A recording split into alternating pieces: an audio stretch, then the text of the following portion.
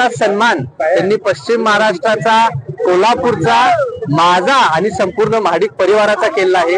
त्यांचा आणि त्यांच्या संपूर्ण केडरचा मी खूप खूप मनापासून ऋणी आहे. आमदारकीला आणि नगरसेवक पदाला 2 पावलं तुम्ही मागे घेतला, आता फार लांब झेप पुन्हा घ्यायची.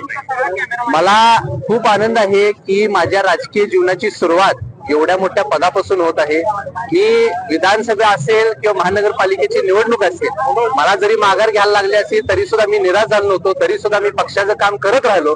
आणि आज परत मला सन्मान्य मुख्यमंत्री महोदयांनी आणि अध्यक्ष महोदयांनी एक खूप मोठी संधी फक्त कोल्हापूर जिल्ह्यापुरतं नाही पण आता संपूर्ण महाराष्ट्र राज्यामध्ये काम करण्यासाठी दिलेली आहे. त्याचा मला फार आनंद आहे.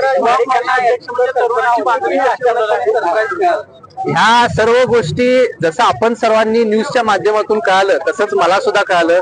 सकाळी 8 वाजता सन्मान्य रवींद्र चव्हाण साहेबांनी जी प्रेस कॉन्फरन्स घेतली होती त्याच माध्यमातून मी सुद्धा न्यूज चॅनलवरून बघितलं आणि त्यानंतर माझा त्यांच्याबरोबर फोन झाला. मी त्यांना म्हणलं सुद्धा की साहेब मला तरी कल्पना द्यायची होती आणि साहेबांनी मला सांगितलं की तुझ्यासाठी सरप्राईज आहे आणि आता हा पक्ष तुझ्या बरोबर ताकदीने उभा राहणार आणि तू संपूर्ण महाराष्ट्र राज्यामध्ये काम करायचं. युवा मोर्चाची केंद्रीय